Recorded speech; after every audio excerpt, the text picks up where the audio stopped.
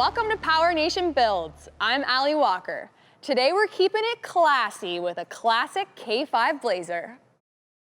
It's time for another episode of Truck Tech. Our 1989 K5 Blazer is about halfway through a frame-off customization at this point. Now, it's been a while since you've seen it, and it's come a long way from where we started earlier last season.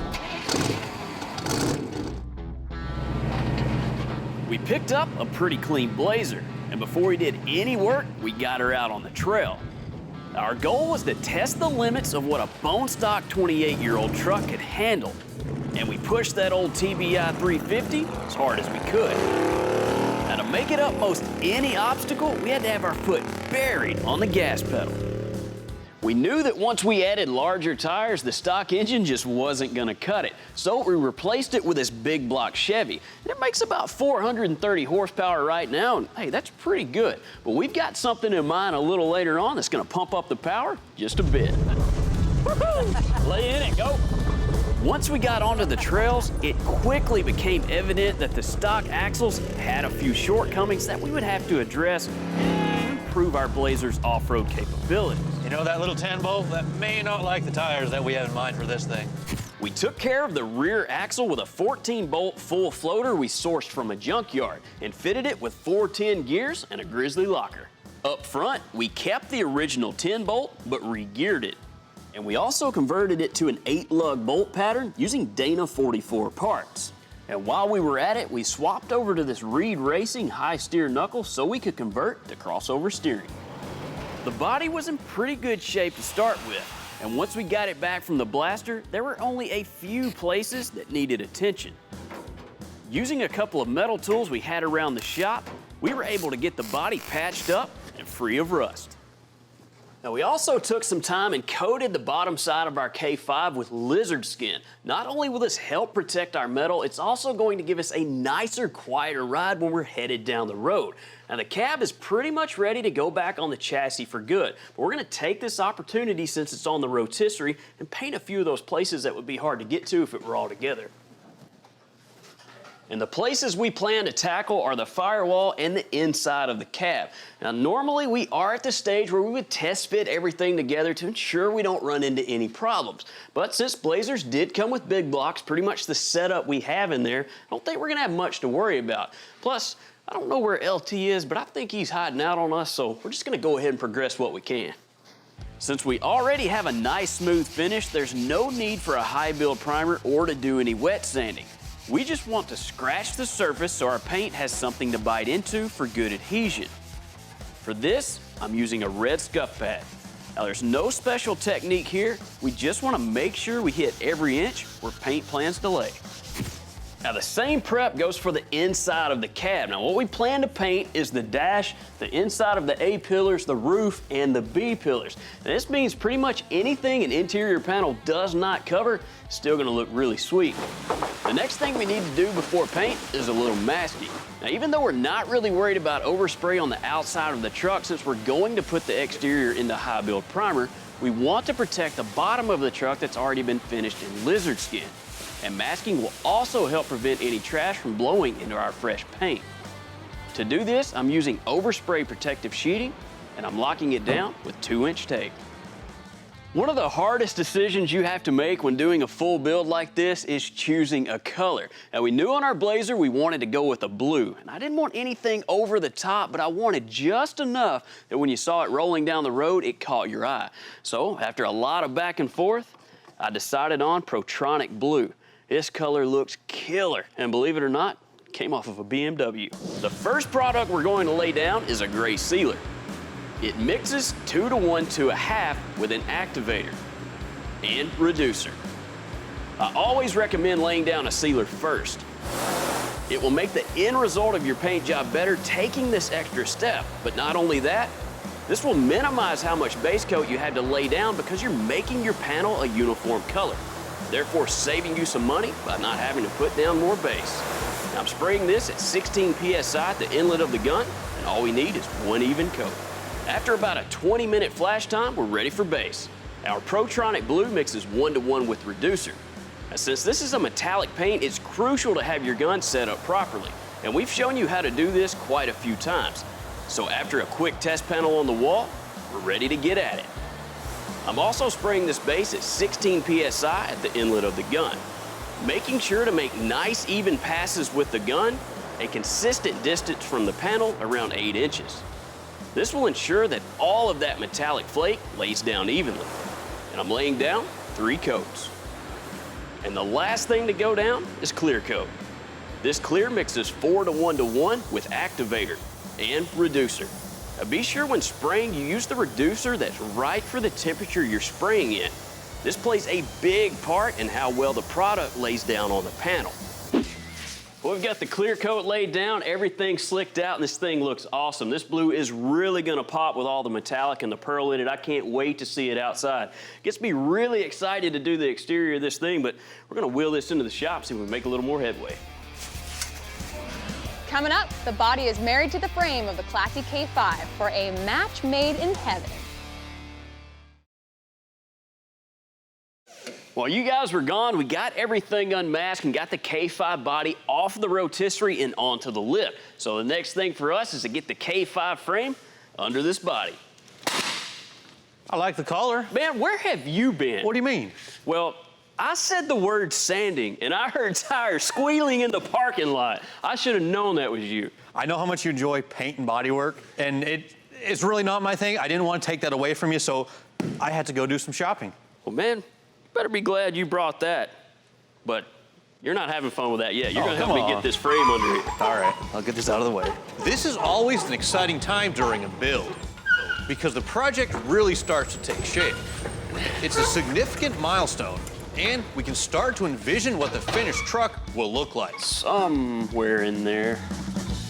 To isolate the body from the frame, we picked up a new cab mount kit from LMC Truck. And that big block's a tight fit, but I think it's gonna clear just fine. We'll get the frame and the cab lined up. Then we can attach the lower mounts and install the hardware. Tell you what, man, the nice thing about having a truck all lifted up like this is I'm sitting on the ground and I still have headroom. I know it, man. It's a lot different than working on those low trucks. Yeah. We're showing you guys a little different method on this K5, especially when it comes to the body and paint. Now, in the past, we've shown you high-end restorations where we go through the mock-up stages and we spray everything blown apart. That's kind of the preferred way to do it. But we've also shown you resprays where we paint everything together. Now, on this K5, we went ahead and shot the firewall on the inside of the cab and mounted the body to the frame, and it's gonna stay there. What we're gonna do is mask everything up and protect it when we do our body work. Now, this method is kind of for the guy who wants a frame-off restoration, but maybe you don't have the room to keep everything blown apart. And not only that, this is an off-road rig. This is not a $100,000 build. We're gonna bash on this thing. But basically, we're just showing you another method. You can get the same result. The next move for us is to hang some sheet metal, completing the front end of this truck. Our original parts were actually in pretty good shape, we thought. So we sent them off to the sandblaster along with the rest of the truck. But when we got them back, we realized they weren't really that great. Nothing major, just a whole bunch of little rust holes and dents. So we just decided, what the heck, let's start over. One of the reasons that we use LMC trucks so much is because they have such an extensive inventory of sheet metal for these classic square body Chevys. So we got one of everything. Got a couple of doors to replace the one that somebody dented out on the trail, along with a couple inner fenders and outer fenders. We got a cowl induction hood to spice things up just a little bit in the styling department. Our original core support had rusted out pretty badly underneath the battery tray. Some acid had just dripped down over time and caused a big giant hole. So we replaced it. But we ordered one from a mid-'80s Chevy truck with the double stacked headlights just to give it a little bit more of a classic look. And this is the first part that we're gonna put on. We'll throw on the new rubber isolators and set the core support in place. Where's your bolts? I got it right here, buddy. It's secured with new hardware, all from LMC.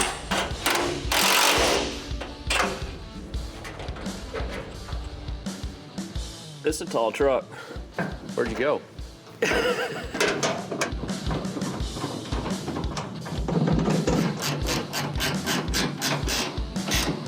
Well, what do you think? Is she gonna fit right out of the gate? I sure hope so, but you know how that goes. Yeah, it never does.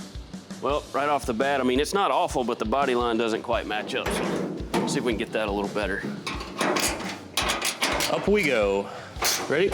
All right, go up with it.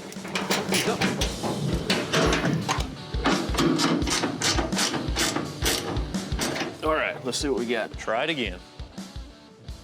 The body line looks good, but we're hitting somewhere, yep, right along the drip rail. Yeah, I remember that. It was a problem we had when we tore the truck down. The drip rail's got just a little bit of a bow in it. So all we're gonna do is finesse that drip rail up a little bit, get us a good gap, and we should be good to go. Got your two favorite tools for you. Ah, big hammer, you can't go wrong with that.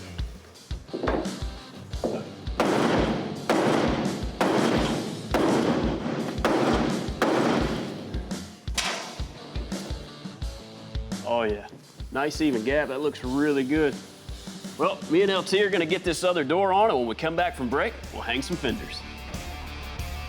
Cool. Up next, out with the old and in with the new interior. Welcome back to PowerNation Builds, where Project Klassy K5 is coming together in the truck tech shop. Hey, LT, help me grab this door. I still can't believe you broke my paintbrush. The guy at the hardware store told me that would lay down paint smoother than a spray gun. Was he talking about houses, maybe? Cabinets. I'm not sure he was talking about on a K5 Blazer. Hey man, don't knock it till you tried it. Up a little bit. We can start by mounting the passenger door. 6 bolts hold it in place. And we'll start by putting the door in the center of its adjustment. Do a quick test to check the gaps, and our door is good to go. Perfect. Next, the core support has to go on before the fender can be mounted. Grab that side for me if you would. All right, mine's in. Yours in yet? The washer goes over the bushing, followed by the nut, and we can snug it down.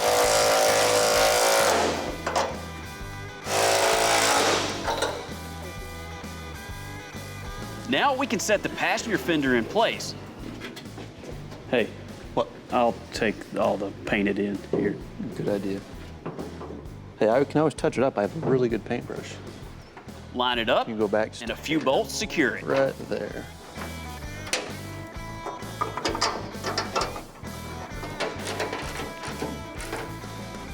Now, if you remember, the inside of this '89 K5 Blazer was quite dated. Not only was it old, worn out, and dirty, the faded blue wouldn't really go along with our new paint job and the scheme of our truck now. Plus, those nasty seats were like sitting on your grandmother's old couch. So we went over to Brothers Trucks and picked up a few new parts. We grabbed everything from seat belts for bucket seats, sun visors with hardware, armrest pads, a dash pad, and door panels, all black in color. Now this will break up a lot of that blue we've got going on, but also go along with some of those black accents, like our powder-coated frame, black valve covers, and radiator support. Now we also picked up a new set of analog style gauges. Now these feature a tachometer, a speedo, and all the gauges we need to keep a close eye on all of our engine's vitals. Now remember, we want to go simple with the interior in this truck, so we're not going to run any carpet. Although Brothers does offer a huge variety for this truck, but we want to be able to just wash out the mud. So we're going to get started by installing the gauges.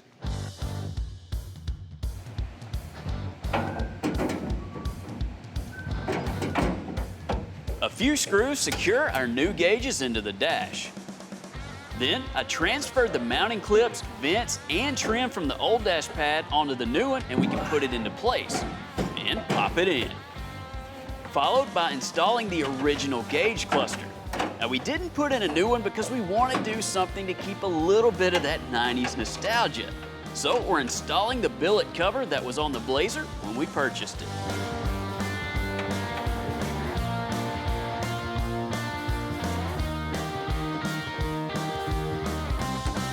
The first thing to do on the radiator is to attach the fans to the shroud. While the fans alone move plenty of air, the shroud's job is to allow the fans to pull from the entire surface area of the radiator, rather than just the circular area behind the fan, making cooling much more efficient. With the fans attached, the shroud fits tightly over the radiator and gets screwed to the top and bottom, holding it in place. Then the rubber isolators go down, and the whole package drops into the core support, and the factory clamps hold it in place. So we had a rendering drawn up, which is what we wanted the truck to look like. What do you think? Pretty close, huh? I'd say we pretty well nailed it. And from that point on, it was just a simple matter of reassembling the sheet metal to make it look like a truck again. For the interior, we chose a minimalist approach. Off-road suspension seats and a few basic trim panels do the trick. Richard from Magnaflow came in and built us a custom 2-into-1 exhaust. And to simplify the electrical, we got rid of all the factory wiring and replaced it with just the basics with some parts from Ron Francis. To get power from the transfer case to both axles, we hit up Tom Wood's Custom Drive Shafts. They sent us a slip yoke eliminator kit with a double carbon shaft for the rear, which will allow more wheel travel and smoother operation. To top off the big block, we installed a Demon 850 CFM blow-through carburetor. We didn't show you guys the final reassembly of the Blazer, because let's face it, it's just a bunch of small, boring parts. Window seals, regulators, and a bunch of other odds and ends. But I can show you how we got this charcoal textured finish on our topper. First, we roughed up the surface with 80 grit on a D8, then backmasked to protect the underside. Our tenable Raptor liner mixes with activator as well as our color, which is a charcoal we picked called Modern Steel. But now she's fully bolted together and ready to rock. We have a beautiful and stylish looking Blazer that would be at home sitting at a car show, driving on some back roads, tearing it up on the track, or just daily driving it. Up next, it's not a truck till you get a little mud on it, right? Welcome back. It's time to put the K5 to the test. This won't be fun at all. All right, man, so it's the end of the day. We got a big giant mud hole here and a high-power four-wheel drive truck. So what do you say? I say we hit it, man. This is the kind of stuff I like to do, so let's see if we can bury it up. Well, we got another truck just in case we can't get this one out. So what's your strategy? We may need that other truck, but I say we creep up to it. We'll just hold it to the floorboard and see if we get to the other end. All you, man. Let's do it. Hey, man, if you bury this thing, I'm walking home. You're on your own. You may not be able to get out of here and walk anywhere. I got my swimming trunks. That's fairly deep. All righty. Oh, come on, that was nothing. And now we're getting a little snippy. Woohoo! Let's see what this one has for us. Yeah. That's not too bad. I think we ought to go through the middle. I don't know, man. Back the same way? Yep.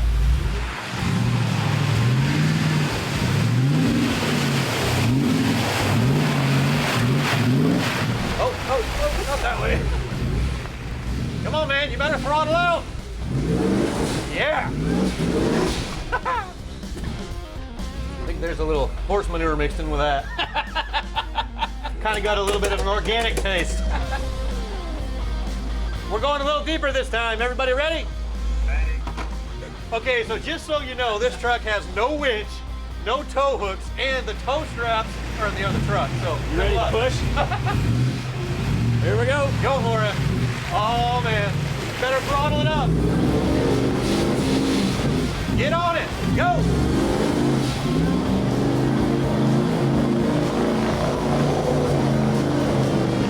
Better keep that foot down, buddy. Oh, yeah. Oh, yeah. Yeah. Keep on it. We're almost there. Yeah! Woo! Yes! Yeah, this baby can do anything. I love it. Just so everybody knows, I can't see out of the windshield. You may have to direct me a little. I can see. Straight. A little bit left. Yeah. Yeah.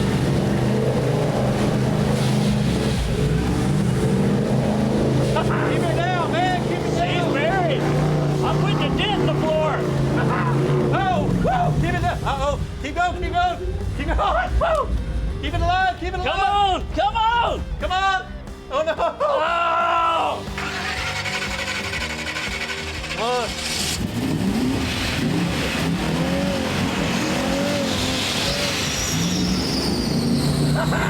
Yeah. Yeah. Woo. Keep it out. Keep it out. Oh, Come Put to the floor, man. He's flooded. Come on. Come on, girl. Yeah! I can't see. You're good. All right, we're out. Oh, you're right, there's a log. Woohoo! Yeah! Woo! Yeah! Woo! Man! I'd say we found the deep spots in there. I think LT got a little wet. Holy cow, man. You know what? The doors are shut, so I'm okay, but that was a knockout of the park, That man. was awesome, man. I You love can't get it. a better day than that. Holy cow. Oh, golly, that was fun. I got one problem, though. What's that? You got that car show coming up this weekend, and you got some cleaning to do. I'm not cleaning this I'm thing. driving the red truck home.